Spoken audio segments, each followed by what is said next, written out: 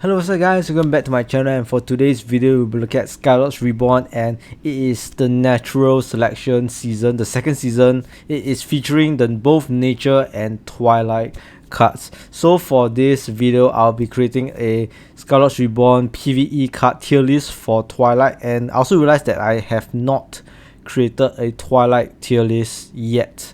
So this will be a very good opportunity for me to show you what I think about Twilight cards, and I also got the opportunity to test a lot of these cards. I'm not really a Twilight player, but because of this event I try to play a lot of the Twilight cards and I have my thoughts on it. So I'm very excited to share with you my opinions, and also excited to hear from you what you think of my tier list. And yes, without further ado, let us dive straight into this video. And for our first card, we got the Twilight minions. Yeah, so for the difference between the affinities are its ability when they are being transformed. So for the red affinity one, I would honestly give it a D tier, because for the red affinity Twilight minions, it gives 75% more damage to any small unit around the area, but small units in general don't really do much damage anyway, so that is not really helpful, and it is very limited to probably like only tier 1, tier 2, and maybe some tier 3 cards being small units. While for the green affinity one, I would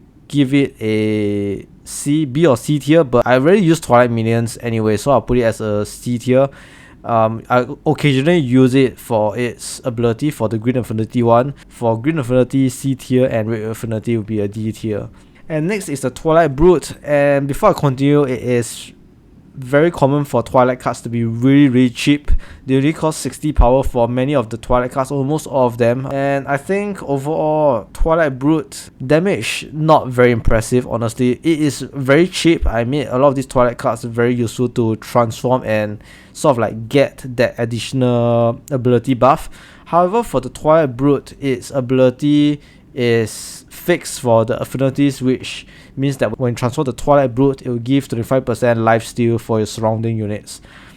Sounds good, but at tier 2, I don't find that very helpful. There's not a lot of strong Twilight cards that can deal a whole lot of damage. Of course, if you can pair it well with other fire cards, possible, but Twilight Brute by itself isn't very helpful. I will place both of them at a D tier. I played some of it, but it's just not worth the deck slots for this card. Next will be the Twilight Archers. The damage is quite pathetic if you take off the initial first buff that it has, the Cursed buff, which helps it deal 100% more damage. And once that is gone, the damage it deals is just really bad, and you have to transform it again to receive that ammunition to deal 100% more damage. So for PvE, longevity of this card is not over there, so it's just a D tier for Twilight Archers. Next will be the Death Glider, and the good thing about Death Glider is that it's able to knock back units off the wall, but the issue is that if you want to knock back units off the wall, it means they are probably archers, and Death Glider's health is quite pathetic and it will die really easily. So I'm not even sure if the knocking back off units off the wall would count as much. If you compare it with Bandit, which has the Wind Hunter, I think Bandit's Wind Hunter is a little bit better compared to this. However, just because it's a tier 2 flying unit, it is useful in just like maybe some specific cases, which means that I just give both of these Death Gliders at a C tier. Next are the Slavers.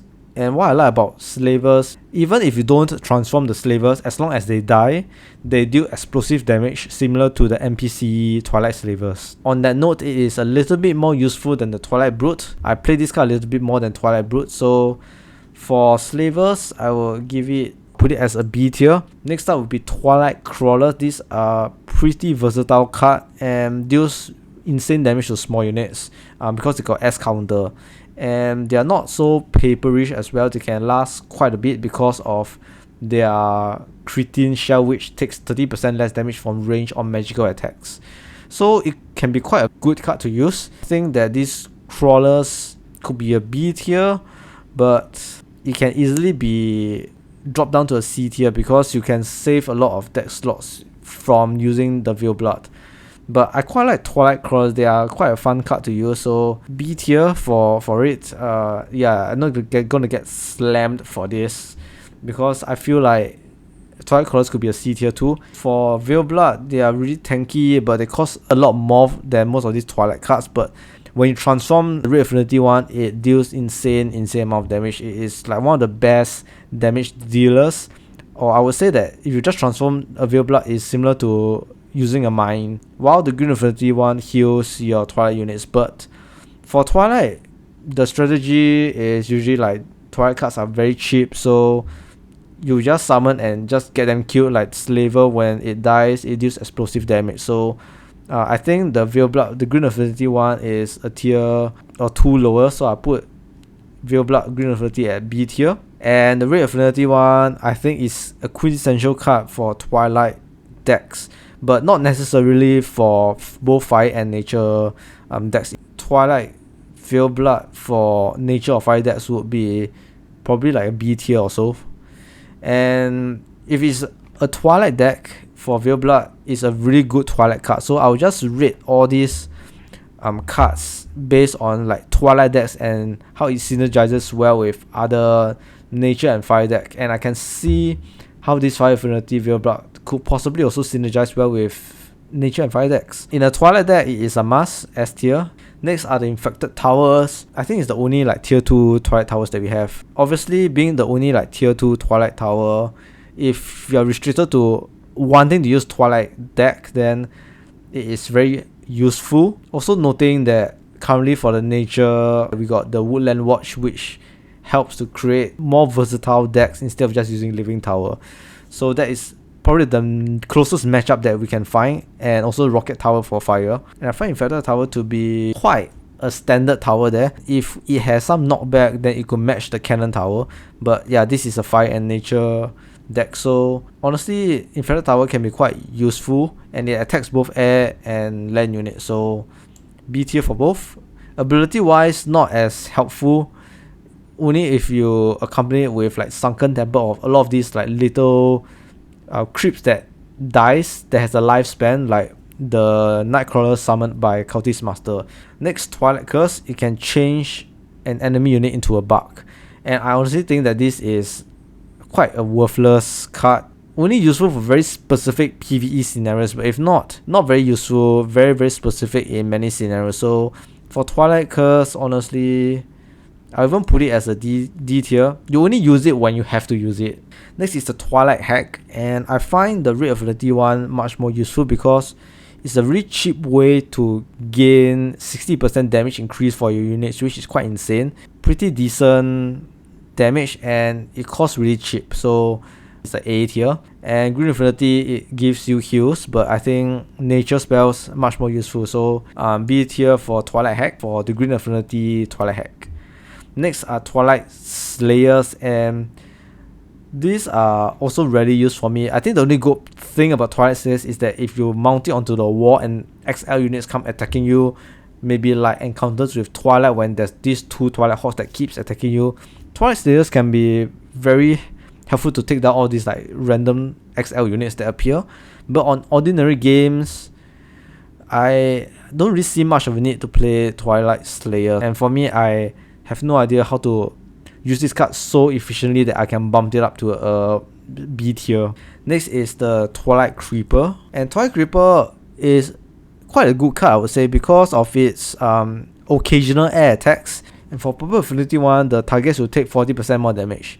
Oh yes, the Red Affinity one, the target deals 50% less damage. Overall, both cards quite similar-ish, but I find the Red Affinity one even better because you manage to cut your opponent's damage by 50%. This is one of the cards that I usually would have in my Twilight deck.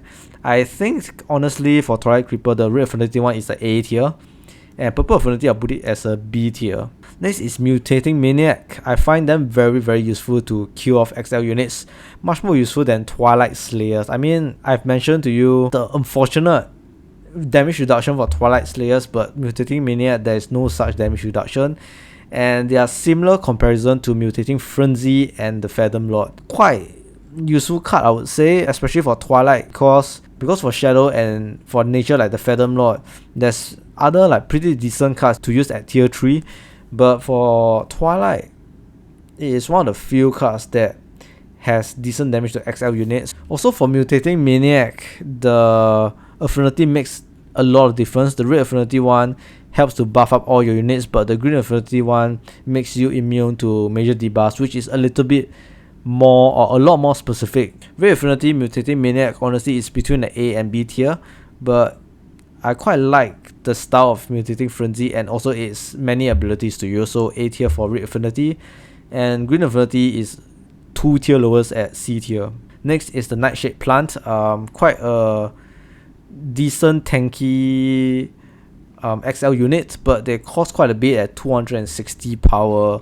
After playing with Twilight cards are good with many small multiple army. So what my army usually consists of is like Veil Blood, maybe like Twilight Creeper, Mutating Frenzy, which would help you to sort of like deal more damage overall, and they cost a lot less than Nightshade Plant. So even though Nightshade Plant is a good like solo unit, but to deal more damage for Twilight decks, you need a bigger army, which is why I'll relegate Nightshade Plant as a C tier for both affinities. Next, the Twilight Bombard. I quite like these cards, and I find the red affinity Twilight Bombard extremely strong. It's like a tier 3 Pyromaniac, and as you know, Pyromaniac, even though it's a tier 2 card, it can even withstand tier 3 enemy units. And for Twilight Bombard, it can destroy tier 4 units really quickly. I played like Defending Hope, Siege of Hope using Twilight Bombard, the red affinity one. It just annihilates the Twilight Hawk and Twilight Abomination very quickly with just a few attacks because it has its rage ability. So for the red affinity Twilight Bombard, honestly, I will put it as an S tier. It is insanely strong. Blue affinity one just helps you knock back, I think, medium-sized units. Just because you have a really strong red affinity one which kills units faster, the blue affinity Twilight Bombard will be a C tier. I'd rather you kill units and prevent like your base from getting destroyed rather than knocking back small and medium units, which doesn't really matter as much. Next, Flash Bender, straight D tier. Simply no space for me to play this card. Honestly, these are the only 2 cards that I have not played, even though it's the Twilight season, because there's simply no reason for me to play this card. There's so many other units where I can transform, like Twilight Hack, Mutating Maniac, that can give me like damage buff. I don't really need a building that gives me damage buffs. Next is Twilight Warfare. So what Twilight Warfare essentially does is that when you cast this spell on a hostile unit, and when hostile unit dies, it will create a zone, like a rallying banner zone, where when you summon units within the zone, they will not be dazed. And for Purple Affinity 1, what it does is that it gives you 50% lifesteal for your units, while the Red Affinity one gives you 50% more damage against structures, essentially giving you siege bonus for your units. And the good thing about Twilight Warfare also is that it only costs 30 power to give you a zone to summon so many Twilight units, and this is, I think, one of the pushing factors for Twilight, which are cheap units. And when you get a zone where units are not dazed, you can continuously summon a lot of these like tier 3 large size units and take down your enemy forces quicker. And honestly, I think that the Purple Affinity Twilight Warfare is better simply because it gives lifesteal to your Twilight units, and the Red Affinity one is too specific to give siege bonus to your units. Just simply because of that, I'll give the Red Affinity one a D tier. And Purple Affinity one, depending on your playing style, it could even go up to the A tier if you have a lot of like maybe medium or even large units. But if you play the Nightshade Plant style, then it is probably in like a D tier. But average wise, Twilight Warfare can be quite useful, the Purple Affinity one. So it only costs 30 power, so it's pretty decent, and I will give it a B tier. Yeah, and of course, not to forget that the summoning zone is not limited to Twilight units. Any unit that you summon will be dazed, even like nature fire units. So that's pretty good about Twilight Warfare. Alright, next up we got Protector's Seal, and what the Twilight Protector's Seal does is that it removes all damage taken from Lost Souls, Frost, and Shadow cards. And because of that, Protector's Seal is really like specifically in PvE sense, do not have your units take Lost Souls damage. There's not a lot of Frost and Shadow units to be found in a lot of these PvE maps, except for of course like community maps. And with that is a very specific card and specific use. So Protector Seal is really at a C tier. If it is a Lost Souls map like maybe Empire then yeah, probably it'll be a tier or two higher, but generally we'll see more Twilight or even like Stone Kin enemies in campaign PvE.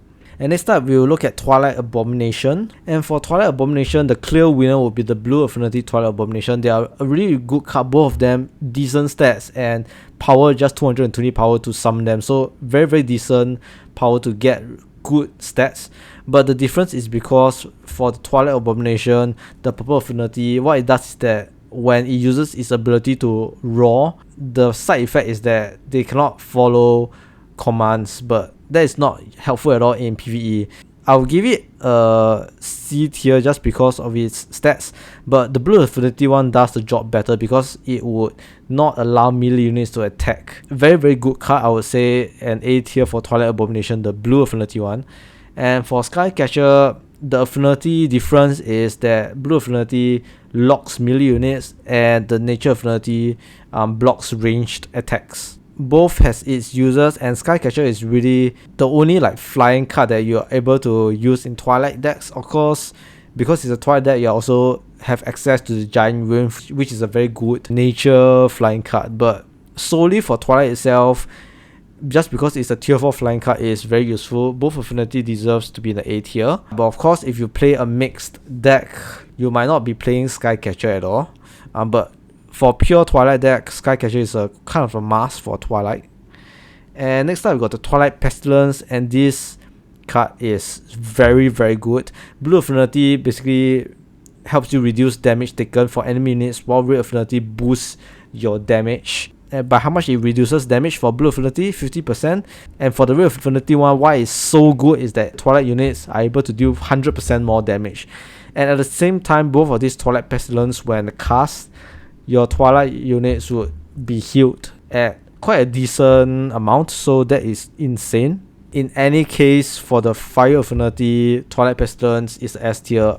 Definitely have it for the deck. I've played this card along with my Twilight army, and it just annihilates a lot of the enemies. This 100% boost is crazy. And for the Blue Affinity one, I will give it as an A tier.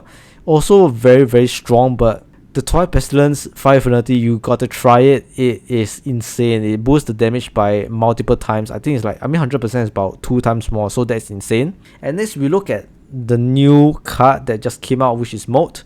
Molt, when you cast Molt, it basically triggers the transformation sort of like ability of the unit.